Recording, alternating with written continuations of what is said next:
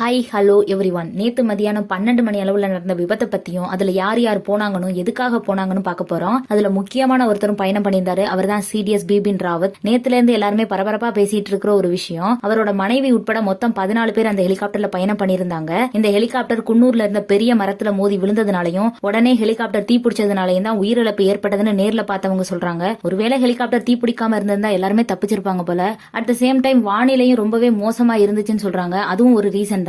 இந்த விபத்துல சிடிஎஸ் பிபின் ராவத் உட்பட மொத்தம் 13 பேர் உயிரிழந்ததாக தகவல் வந்திருக்குது. கேப்டன் வருண் மட்டும் இன்னும் மருத்துவமனையில சிகிச்சை பிரிவுல இருக்காங்கன்னு சொல்றாங்க. சோ இந்த ஒருத்தர் என்ன நடந்துச்சுன்னு சொன்னாதான் எல்லாருக்குமே கிளியரா புரியும். இந்த விபத்து கோவை சூலூர் விமானப்படை தளத்துல இருந்து குன்னூர் வெலிங்டன் பயிற்சி மையத்துக்கு போற வழியில தான் நடந்திருக்குது. வெலிங்டன் பயிற்சி மையத்தோட ஹெலிகாப்டருக்கு போறதுக்கு வெறும் 10 கிலோமீட்டர் தூரம் தான் இருந்த நேரத்துல காட்டேரிங்கிற அடர்ந்த காட்டு பகுதியில இந்த விபத்து நடந்திருக்குது. இப்ப என்னன்னா, இந்த ராணுவத்துல முக்கிய உயர் அதிகாரிகள் போன ஹெலிகாப்டர் எப்படி வெடிச்சிச்சு, எல்லாருமே நல்லா எக்ஸ்பீரியன்ஸான ஆளுங்க தான். இவங்களால ஏன் இந்த விபத்துல இருந்து தப்பிக்க முடியலங்கிறதா எல்லாரோட கேள்வியாவும் இருக்கு. இந்த ஹெலிகாப்டர் ரஷ்யால இருந்து கொண்டு வந்தது MI-17 ஹெலிகாப்டர். இதுல ஆட்டோ பைலட் ஃபங்க்ஷன் இருக்கு. எந்த வெதர் கண்டிஷன்ல வேணாலும் ரன் ஆகும்னு சொல்றாங்க. 36 பேரு கூட இதுல போகலாம் அப்படின்னு சொல்றாங்க. பட் இப்படிப்பட்ட ஹெலிகாப்டர் எப்படி வெடிச்சிச்சுன்னு தெரியல.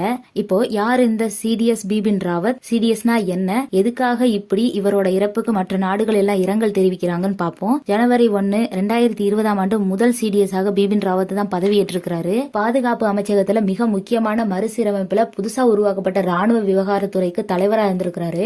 1958 மார்ச் 16 பிறந்த இவரு 1978 இந்திய ராணுவத்துல சேர்ந்திருக்கிறாரு. இந்திய ராணுவத்துல brigade commander, general officer commanding in chief, தெற்கு command, general staff officer grade 2, ராணுவ நடவடிக்கை இயக்குநரகம், கர்னல் ராணுவம் செயலர் மற்றும் துணை ராணுவ செயலர் போன்ற பெரிய பதவியில இருந்திருக்கிறாரு. டிசம்பர் 17, 2016 ஜெனரல் தல்பீர் சிங் சுகாக்கு அப்புறம் நாட்டோட 27வது ராணுவ தளபதியா பிபின் ராவத் தான் பதவியேற்றிருக்கிறாரு. அதுக்கப்புறம் டிசம்பர் 31, 2019 முப்படைகளின் தலைமை தளபதியாக, அதாவது சிடிஎஸ் ஆக பதவியேற்றிருக்கிறாரு. அப்போதான் இந்தியால முதலாக இந்த பதவியே உருவாக்கியிருக்காங்க. வடக்கு மற்றும் கிழக்கு பகுதிகளில் இந்தியால பயங்கரவாதிகள் அச்சுறுத்தல் உள்ள மிகவும் ஆபத்தான பகுதிகளில் கூட பணியாற்றியிருக்கிறாரு. 2015 இந்தியா மியான்மர் எல்லையில NSCNK தாக்குதல் நடத்தினவங்களுக்கு இந்திய ராணுவம் பதிலடி கொடுத்து வெற்றி அடைந்தது. அதுக்கு பிபின் ராவத்தோட நடவடிக்கை மிகவும் சிறப்பான செயல்னு சொல்றாங்க. இப்படி 40 வருஷமா இந்திய ராணுவத்துல பணியாற்றிய சிடிஎஸ் பிபின் ராவத் நம்ம தமிழ்நாட்டுல உயிரிழந்தது பெரும் சோகத்தை ஏற்படுத்தியுள்ளது. சிகிச்சை பிரிவில் இருக்கிற கேப்டன் வருண் மீண்டு வரணும்னு பிரார்த்தனை செய்வோம்.